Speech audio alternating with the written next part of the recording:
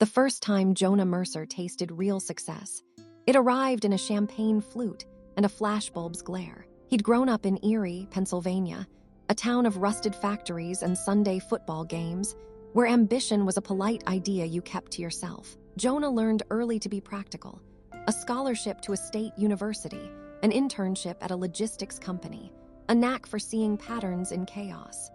Then one rainy October, he launched a routing app that cut delivery times for local businesses. 1 year later, venture capitalists from San Francisco called him founder, and a little later still, national magazines called him disruptor. Overnight, his life became events and podcasts, and a downtown penthouse with glass walls that looked out across a city that glittered like a promise. Prosperity made friends for Jonah in ways he'd never seen in Erie. People who had been casual acquaintances suddenly called him bro. Old college buddies slid into DMs asking for introductions to investors. Producers offered to make a documentary about his rise. At his launch party at a rooftop bar, a man in an expensive suit toasted him with the kind of enthusiasm Jonah suspected cost more than his first car.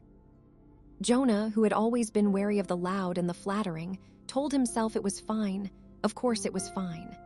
Success, he thought, deserved company. Two friends stood out: Claire, an engineer from his earliest team who kept her hands in the code and her heart close to the work, and Malik, a childhood friend who ran a diner and had taught Jonah to laugh when things fell apart. They weren't the ones who posed at the award nights. They were the ones who showed up with a casserole if Jonah forgot to eat, who texted him movie times when he needed to escape the newsroom frenzy. Jonah leaned on them quietly, the way a wealthy man leans on an old chair. Then the storm arrived, not literal rain, but a wave that threatened to drown him. A driver made an accusation. One of Jonah's delivery routes had failed, a medicine delayed, a life in peril. A local news station seized the story. Viral threads suggested the app cut corners for profit. Overnight, the board demanded explanations. The investors who had been so quick to send money were now quick to ask for audits. Headlines that had once praised Mercer's miracle now asked whether he'd engineered it on the backs of safety. Jonah, who had never missed a payroll, suddenly missed sleep. Adversity tried him like a narrow alleyway, bright streetlight at the end, and a crowd pressing in from every side. The press camped at his building. Protesters showed up outside his diner with picket signs. Investors began to whisper about replacing him. Claire, who believed in the code and the quiet integrity of testing, dug into the logs at 2 a.m. and found an anomaly: a manual override in a patch that bypassed a safety check. It implicated an external vendor, a third-party partner whose name Jonah recognized only from glossy decks and promises: Orion Logistics. "It's not us," Claire told him, voice tight. "But someone put it in the stack. Someone wanted the efficiency at any cost." Jonah's first instinct was disbelief. Wealth, he had learned, brought flattering lies and convenient amnesia, but it also brought real allies. He thought of the man in the suit at the launch party, the investors who'd smiled and promised. He called Malik. Malik answered with the practical love of a man who keeps fryers hot and lives by the stove's schedule. "We fight like we always do. Call your lawyer. Don't go public without facts." Public, however, came faster than facts. The city's mayor demanded answers. A senator asked for a hearing.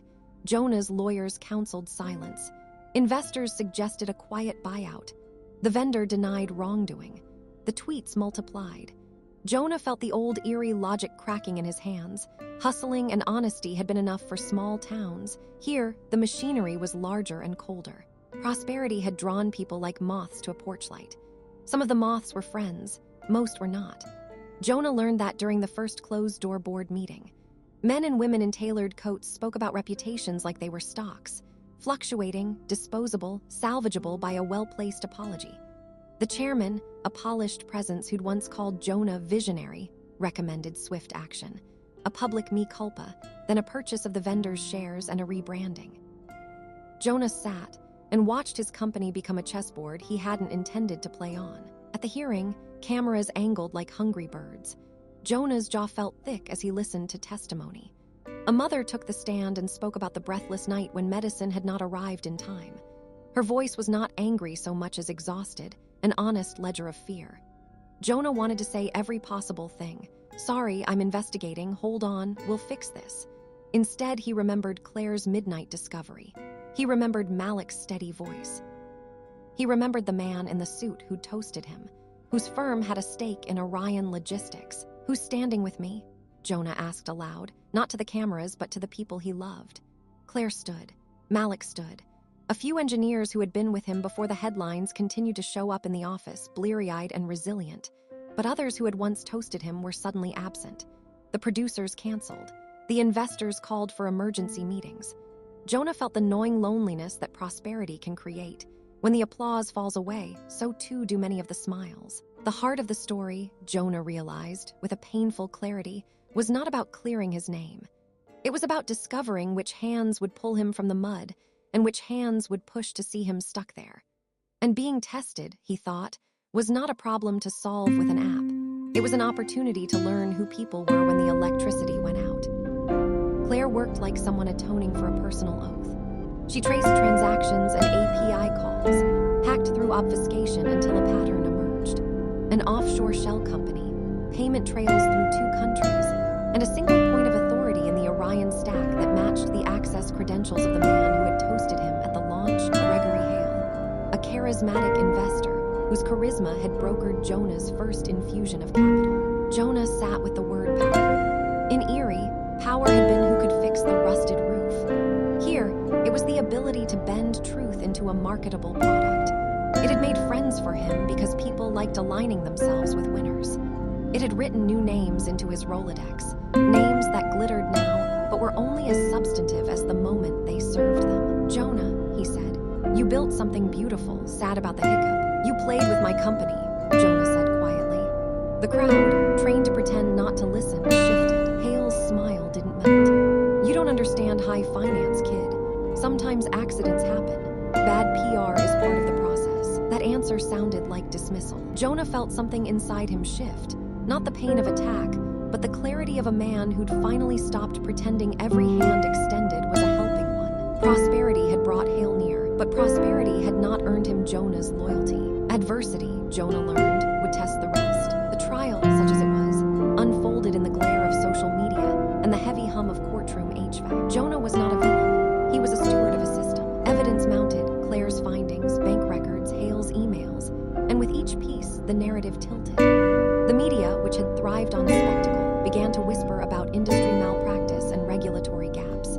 The senator who'd called for a hearing now asked specific, sharp questions about vendor oversight. There were low points. Jonah lost investors who preferred the safety of distance. A rival company launched a smear campaign. Someone hacked his personal accounts and made private messages public. Jonah's mother, who still kept her landline, called and said in the blunt cadence of eerie truth, "Son, you're not the first to get punched.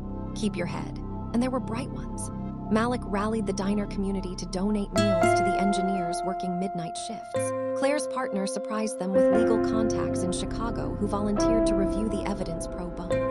A junior engineer who had once been nervous around journalists testified in a hearing and did not break. These people were not at the launch party. They were not in magazine spreads. They were the ones who showed in the rain.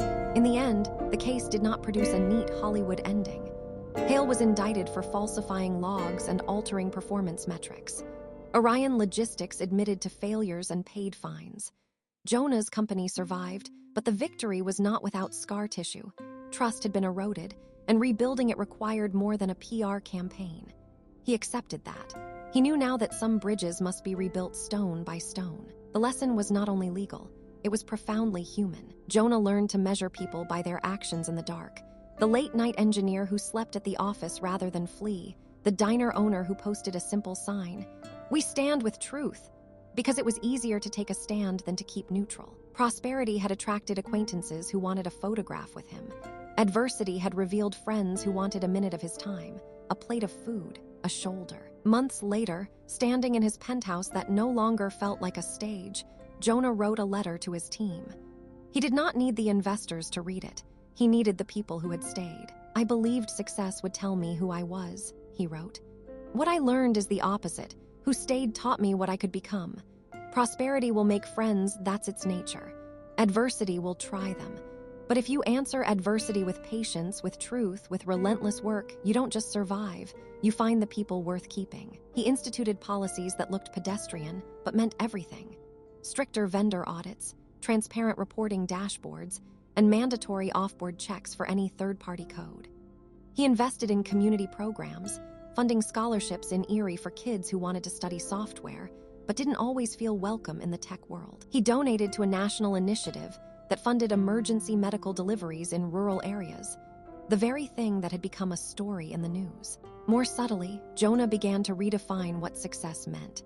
No longer a headline or a number in a quarterly report, success now included resilience, the capacity to rebuild trust, and the courage to lose what buys you power if losing it keeps your integrity intact. The final scene of Jonah's public life was not a triumphal speech on a stage, but a quiet Sunday at Malik's diner, where the sunlight hit the grease-stained menu and made it glow. Claire was there, hair in a messy bun, sleeves rolled, her hands warm from coffee. Malik wiped a counter, smiling with the easy ferocity of a man who feeds people for a living. They talked about new features for the app, about a code review schedule, about a scholarship recipient from Erie who just graduated. A camera crew from a small local station filmed the segment, not to glorify him, but to tell a community story about accountability and recovery. As the host asked Jonah how he felt, he looked at his friends and then out the window at the neighborhood that had raised him.